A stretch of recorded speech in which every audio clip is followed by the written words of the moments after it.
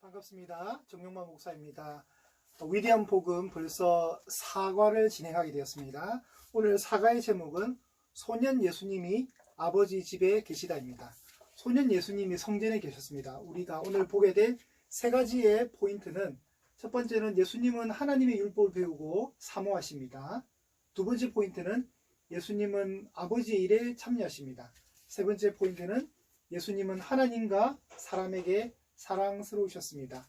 세 가지의 포인트를 통해서 이 강의를 진행해 보도록 하겠습니다. 자, 그러면 강의 속으로 한번 들어가 보시죠.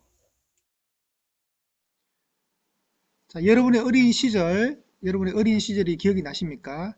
특별히 오늘 우리는 소년 예수님, 어린 시절 어린아이의 예수님, 12살의 예수님을 만나게 됩니다. 지금으로 따지면 초등학교 5학년이 되는 초등학교 5학년 예수님의 모습을 성경을 통해서 제공받게 됩니다. 오늘 강의를 통해서 살펴보도록 하겠습니다.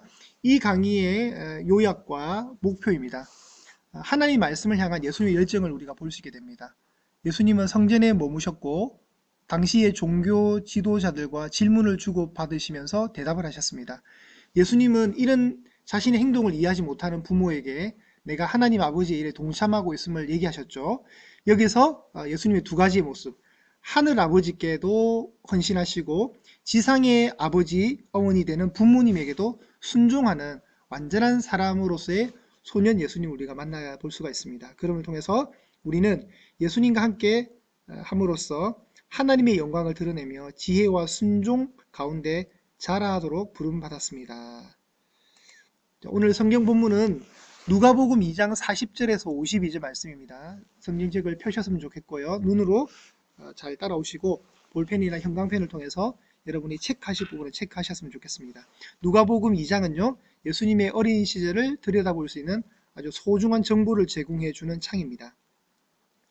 신학적 주제를 살펴보면 소년 예수님이 하나님의 율법과 하나님께서 맡기신 사역에 대해서 헌신하는 모습을 보이신다는 거죠. 어리지만, 비록 12살의 소년이지만 하나님이 허락하신 그 사역을 온전히 믿음 안에서 헌신하고 계시다는 이 모습을 우리가 신학적 주제로 다룰 수 있습니다. 자, 예수님이 어린 시절의 모습은 아마 무난하게 유대인 가정에서 토라를 배우면서 부모로부터 신앙의 유산을 잘 전수받고 있는 모습이 되겠죠. 여러분의 어린 시절 초등학교 5학년 기억이 나실까요? 자, 예수님의 12살의 모습을 들여다보겠습니다. 자, 우선 여러분 오늘 본문과 함께 이제 예수님이 오늘 성전에 올라가시는데, 예루살렘 성전에 올라가시는데 그거 앞서서 예수님이 아기 때 성전에 올라가십니다. 그게 본문이 2장 22절에서 40절입니다. 그리고 오늘 본문인 41절에서 51절 본문인데 이 두 개가 다 성전 방문을 통한 이야기의 유사성이 있고 구조적 유사성이 있습니다. 시작의 유사성이 있죠. 이 두 가지 얘기다. 둘 다 예루살렘에 갔다는 것과 끝의 유사성은 지혜로 언급이 되면서 마친다는 겁니다. 지혜로 언급이 되는데 여기 22절을 보시면 모세의 법대로 정결 예식의 날이 참에 아기를 데리고 예루살렘에 올라가니 22절 이렇게 기록이 되어 있죠. 성경책을 보시면서 따라오셨으면 더 좋겠습니다. 41절에도 그의 부모가 해마다 6월절이 되면 예루살렘으로 가더니, 둘 다 예루살렘입니다. 예루살렘에 가면 뭐가 있습니까? 성전이 있겠죠. 성전. 자, 그리고 끝의 마침의 유사성 지혜라 그랬죠. 아기가 자라며 강하여지고 지혜가 충만하며 하나님의 은혜가 그의 위에 있더라. 이렇게 40절이 마치고 맨 마지막 절 52절도 예수는 지혜와 키가 자라가며 하나님과 사람에게 더욱 사랑스러워 가시더라. 하나님이란 단어가 공통적으로 들어가는 가운데 강조되는 단어는 지혜입니다. 지혜가 충만했다. 지혜가 자랐다. 이 두 이야기의 유사성입니다. 그러니까 그리고 이 두 이야기의 샌드위치처럼 끼워져 있는 얘기가 41절에서 51절 오늘 본문의 중심 내용이죠. 오늘 본문의 중심 내용. 그래서 이 이야기의 현재 문맥은 지혜에 대한 언급 사이에 있는 샌드위치입니다. 여러분 잘 보십시오. 40절과 52절 사이에 41절과 51절이 들어가 있고 서로 지혜와 지혜 사이에 이 이야기가 위치하는 거죠. 위치하는 겁니다. 성경은 굉장히 성령님의 영감에 의해서 기록되기 때문에 사람의 기록적 문서가 아니라 성령님이 주시는 영감에 따라 기록이 되었기 때문에 굉장히 오묘한 말씀의 구조성을 가지고 있습니다. 통일성을 가지고 있고요. 자, 첫 번째 포인트 보겠습니다. 예수님은 하나님의 율법을 배우고 사모하십니다. 어린 시절부터 부모로부터 분명히 율법을 배웠을 겁니다. 하나님의 법, 성경을 아주 배웠을 거고요. 그런 예수님은 아마 반듯한 모습으로 이렇게 잘 자라나시고 있었을 겁니다. 그죠? 자, 첫 번째 구절은 40절부터 47절까지 보겠습니다. 아기가 자라며 강해지고 지혜가 충만하며 하나님의 은혜가 그 위에 있더라. 그의 부모가 해마다 유월절이 되면 예루살렘으로 가더니 예수께서 12살 되었을 때에 그들이 이 절기의 관례를 따라 올라갔다가 그 날들을 마치고 돌아갈 때에 아이 예수는 예루살렘에 못 모셨더라. 그 부모는 이를 알지 못하고. 자, 이 내용 이해되시죠? 예루살렘에 갔는데 부모만 온 거예요. 예수님은 놔두고. 예수님은 이제 예루살렘에 계셨고 부모들은 다시 집으로 컴백하고 있는 과정이었어요. 동행 중에 있는 줄 알았는데 하루길을 간 후에 친족과 아는 자 중에 찾되 만나지 못함에 찾으면서 예루살렘에 돌아갔습니다. 사흘 후에, 사흘 후 이러면 마치 부활의 느낌이 들죠, 여러분. 사흘 후에 성전에서 만난 자 그가 선생들 중에 앉으사 그들에게 듣기도 하며 묻기도 하시니 듣는 자가 다 그 지혜와 대답을 놀랍게 여기더라. 여기도 지혜가 언급이 되죠. 자, 이 내용을 여러분 잘 이해하셨으면 좋겠습니다. 결국 부모가 예수님을 이렇게 잃어버렸다는 걸 사실 알고 예루살렘에 돌아갔는데 결국 만나게 되죠. 근데 예수님 뭘 하고 계셨냐면 그 당시에 율법 교사들과 함께 토론 중에 있었던 거죠. 듣기도 하고 묻기도 했다. 12살 꼬맹이가. 네. 그리고 그 예수님의 얘기를 듣는 자들이 다 예수님의 그 지혜와 대답의 실력에 놀랐다는 거죠. 네, 이 이야기입니다. 이 내용이 이제 예수님 당시의 지도를 펼쳐주는 내용인데요. 여기가 북부 갈릴리, 요 남쪽 예루살렘을 끼고 있는 유대, 그 중간에 사마리아가 있습니다. 그래서 3등분 할 수가 있습니다. 3등분. 3등분을 제가 해볼게요. 자, 갈릴리, 사마리아, 유대 이렇게 땅이 이렇게 나눠져 있습니다. 이렇게 이게 이스라엘 땅이었거든요. 그런데 확대를 좀 해보면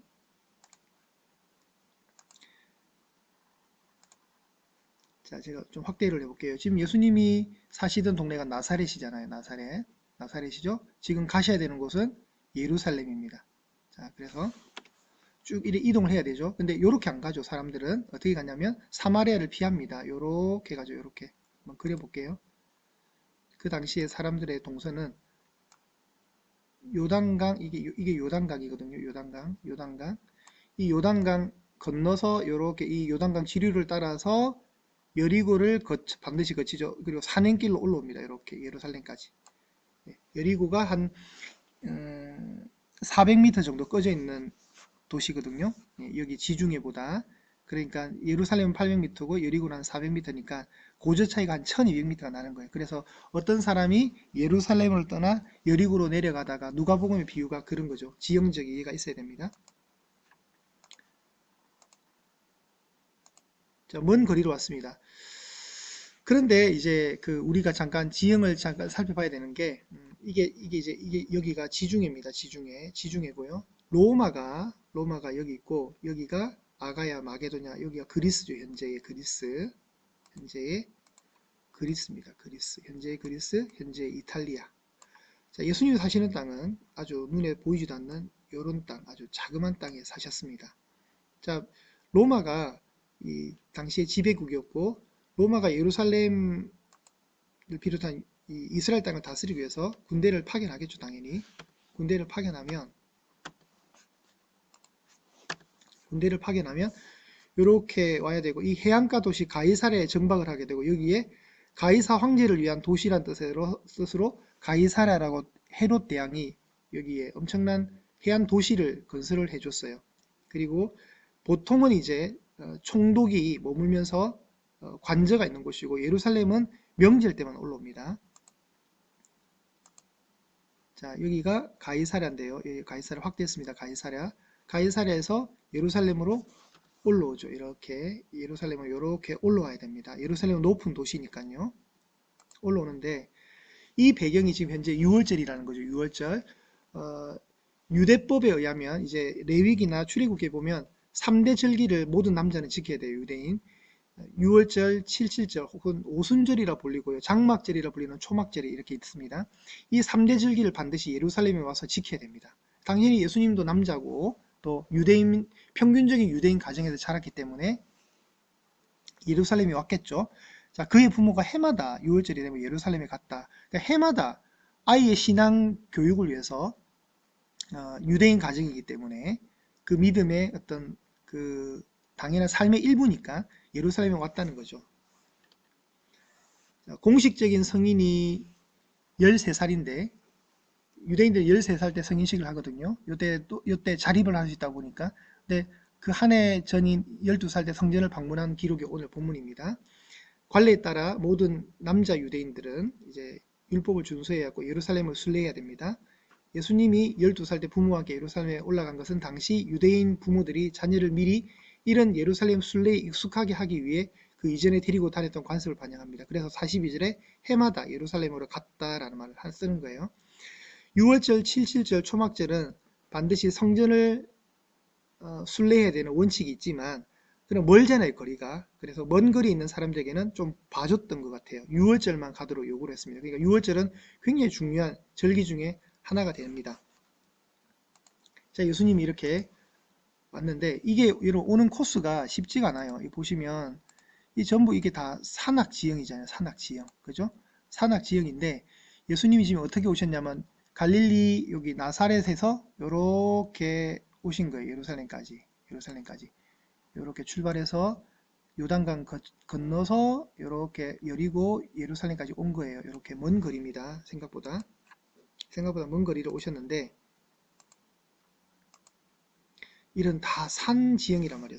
산악 지형. 유대가 산악 지형이고 여기가 뭐 이게 아마 여리고로 보시면 돼요. 여리고에서 이게 막 산행길로 이렇게 쭉 올라가는 거예요. 계속 막 예루살렘까지 이렇게 올라가는 겁니다. 지금 배경 설명을 위해서 제가 자, 예루살렘 도착하면 엄청난 건축물인 헤롯 성전이 있죠. 헤롯이 만들어진 헤롯이 유대인들의 관심을 사기 위해 만들어준 14만 평의 엄청난 거대한 성전이 있었던 거예요. 여기에 예수님이 가셨다는 거죠. 그 부모와 함께. 그러니까 보세요. 아까 로마 군인들은 보통 가이사랴에 있지만 명절 절기가 되면 다 군대를 파견해서 이쪽에 경비를 서게 한단 말이죠. 왜냐하면 갑자기 인구의 10배 이상이 늘어나거든요. 평상시 예루살렘 인구보다 훨씬 많은 인구가 명절에 와버리니까 당연히 로마 군인들이 오게 되는 거죠. 예수님도 나중에 십자가 못 박힐 때 절기도 6월절이잖아요. 그때 원래는 빌라도를 만날 수 없는 배경인데 6월절이기 때문에 빌라도가 군사를 끌고 예루살렘에 오게 됐고 그때 예수님이 빌라도에게 신문을 받게 되는 거죠. 평소 같으면 예수님이 만약에 신문을 받게 된다면 예수님이 가이사라로 가시든가 아니면 빌라도가 다시 이렇게 뭐 특별한 요청해서 올라와야 되는 상황이 되는데 6월절이기 때문에 만날 수 있다는 겁니다. 여기에 보면 이제 경비서는 보초병들이 이렇게 쭉 있는 겁니다. 그래서 빌라도가 예수님 신문할 때도 밀란이 날까 유대인들의 그 요구를 거절할 수가 없었던 거죠. 밀란이 나면 안 되니까 사람들이 많잖아요. 자, 예수님이 나사렛을 떠나서 지금 예루살렘에 12살 때 왔는데 부모와 함께 요때 여행단은 굉장히 조직된 여행단입니다. 개인이 올 수가 없어요. 왜냐하면 개인이 오면 위험이 많기 때문에 소요되는 경비도 부담이 되고 위험성도 크기 때문에 단체로 움직입니다. 44절에 보시면 성경 한번 보십시오. 동행 중에 있는 줄로 생각하고 하루길을 간 후에 친족과 아는 자 중에서 찾았다 했는데 이 찾대가 미완료형입니다. 우리가 문법적으로 볼 때 미완료형인데 부모가 예수님을 지속적으로 찾았다는 거예요. 그리고 그 찾았다는 것은 여행당 규모가 그만큼 컸다는 겁니다. 아주 막 가족들, 친족들이 한꺼번에 확 그냥 이렇게 그러니까 만 하루가 걸렸을 정도로 예수님을 찾았다는 거예요.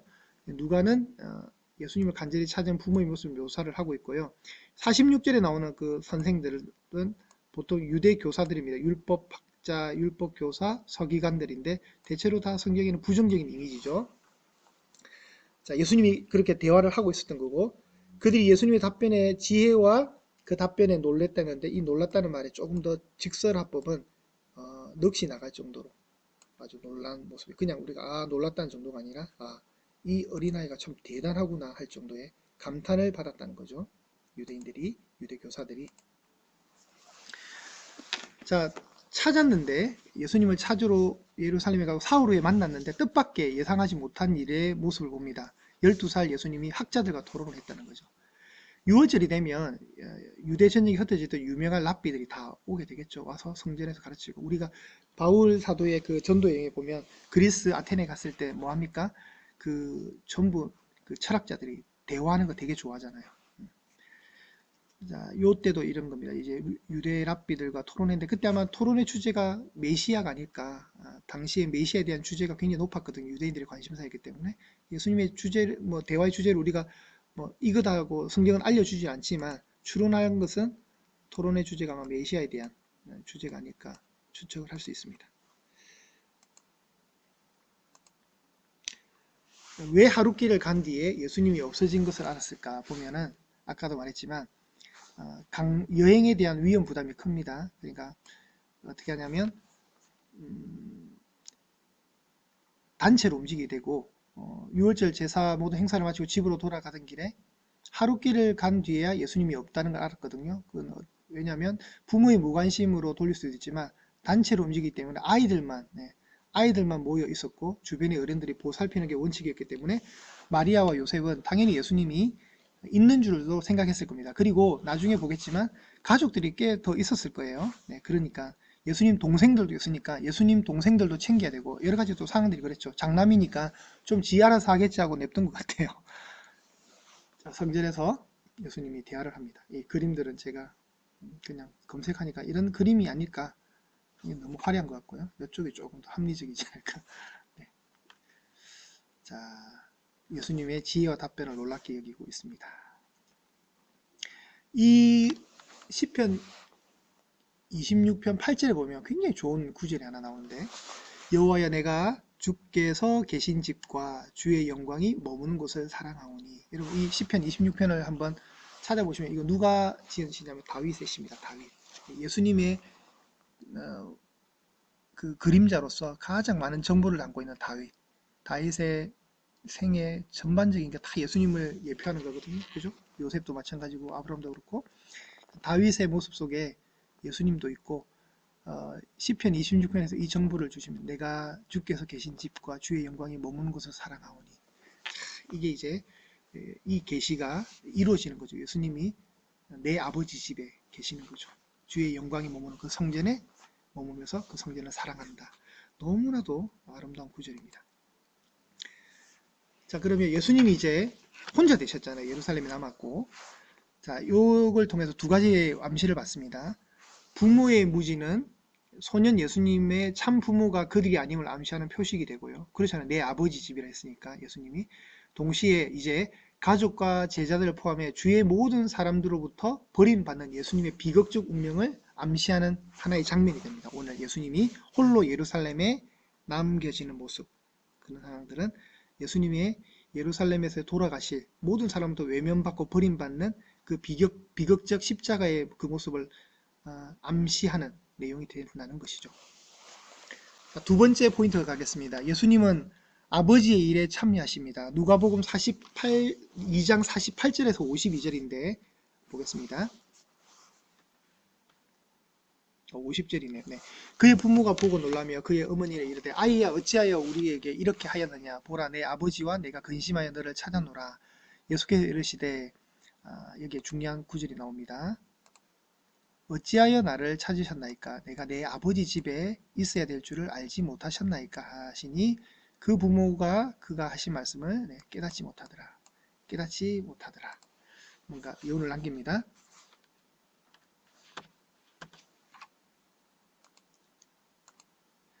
자, 아이야 어찌하여 우리에게 이렇게 하였느냐 할 때 그 불편한 심기가 그대로 이 말 속에 노출이 되어 있죠.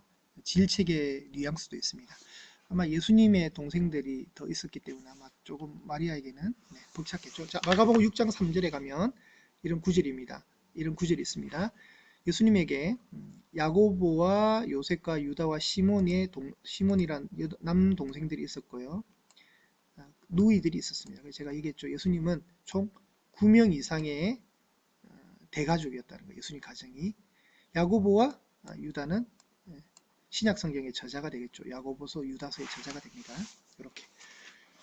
자, 어째 너 이렇게 했니? 라고 하는죠. 그때 예수님의 답변은 아주 당돌하리만큼 당돌할 정도로 이렇게 답변을 하십니다. 천진난만한 당혹감을 내 아버지 집에 내가 있어야 될 줄을 알지 못하셨습니까? 자, 여기에서 보면 하나님과 예수님의 독특한 관계, 하나님과의 독특한 관계를 표출하는 당신은 하나님의 아들이니까 아버지와 아들의 관계를 뚜렷하게 전면에 드러내는 그 멘트가 되고요. 소년 예수님의 소명의식, 내 아버지 집이라 그러죠. 내 아버지 집. 그분이 어떤 길을 걸어가야 될지, 자신이 어떤 사명이 있은지를 자각하고 있다는 것이고, 이것은 최초의 언급이 됩니다. 자각에 대한 최초의 언급. 소년 예수님은 그 요셉과 마리아 가정의 가족 구성원이지만 아울러서 하늘 아버지와 독특한 관계를 맺고 있다는 사실을 자신이 어렸을 때부터 깨닫고 있었던 것을 알 수가 있습니다. 어리지만 이것을 알고 있구나, 자각하고 있구나를 알게 되죠.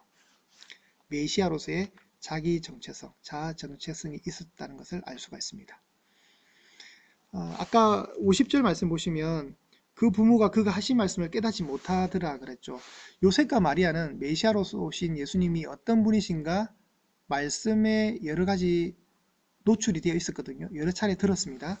자, 첫 번째가 목자들이었죠. 목자들을 통해서 예수님이 구주가 나신다는 거 들었고, 성전에서 아기 예수님을 만났던 그 시몬 할아버지로부터 예언을 받았습니다. 그리고 1장에 보면 천사들로부터 나실 바 거룩한 자는 하나님의 아들이다, 이 말을 분명히 들었단 말이죠. 여러 차례 들었는데도 불구하고 50절 말씀에 그 부모가 예수님이 하신 그 말씀을 깨닫지 못하더라라고 얘기합니다.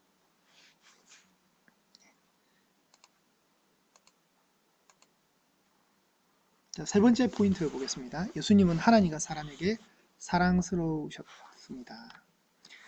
자, 51절에서 52절 이제 거의 마지막입니다. 예수께서 함께 내려가서 나사렛에 이르러, 자, 다시 이제 어디로 갑니까? 고향 나사렛으로 갑니다. 나사렛에 이르러 순종으로 그 삶을 드립니다.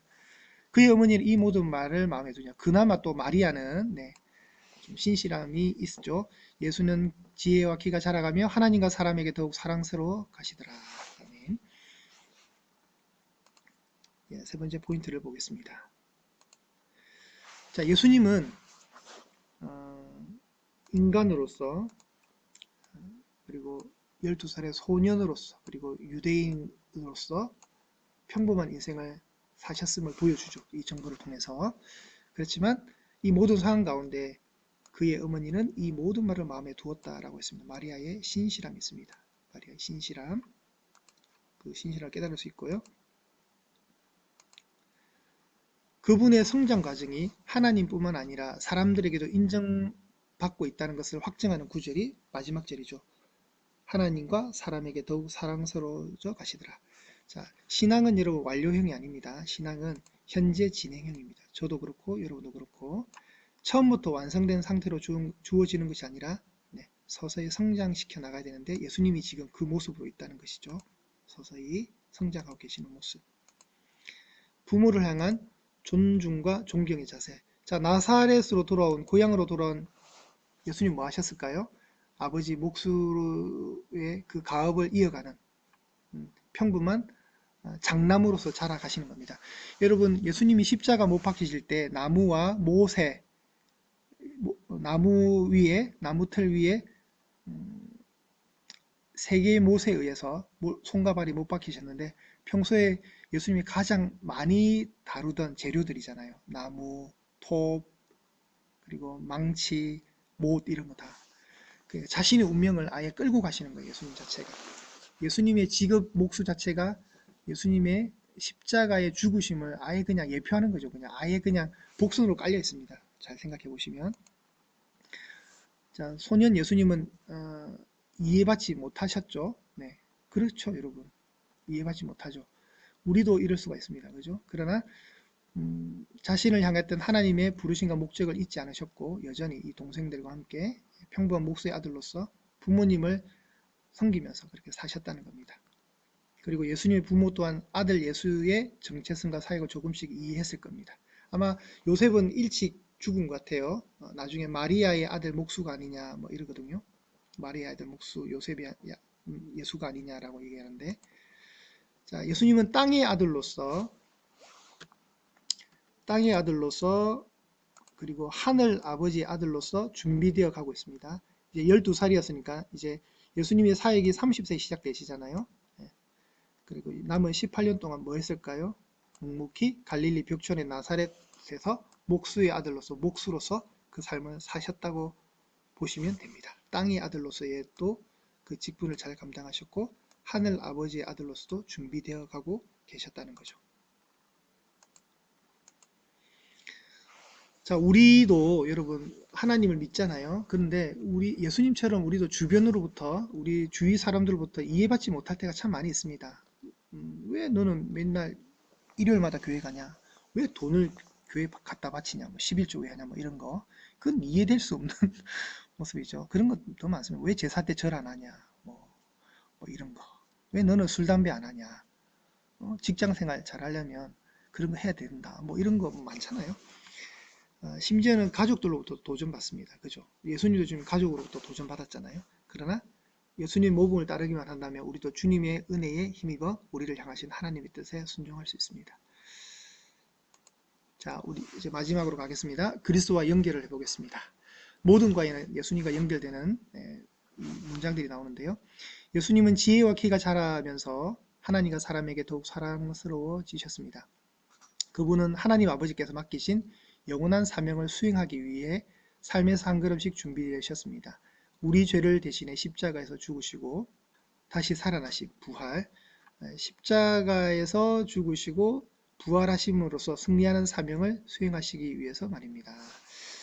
자, 오늘 이제 사가를 보셨습니다. 예수님의 유년 시절, 땅의 아들로서도 준비되어 계셨고 하늘 아버지의 아들로서도 잘 준비되고 있는 유년 시절의 예수님, 그리고 자신이 어떤 소명 가운데 어떤 정체성을 가지고 살아가는가를 자각하고 있는 12살 초등학교 5학년의 예수님의 모습을 우리가 잠시 살펴보았습니다. 여러분 오늘도 말씀을 보시면서 예수님과 더 깊이 교제하시고요. 오해받지만 그러나 묵묵히 그 걸음을 걸어가셨던 예수님처럼 우리 삶도 그렇게 직진으로 들어갈 수 있기를 바랍니다. 수강하시는 모든 분들에게 하나님의 은혜가 있기를 원하고요. 8가까지 끝까지 경주해 주시기 바랍니다. 감사합니다. 5가에서 뵙겠습니다. 샬롬.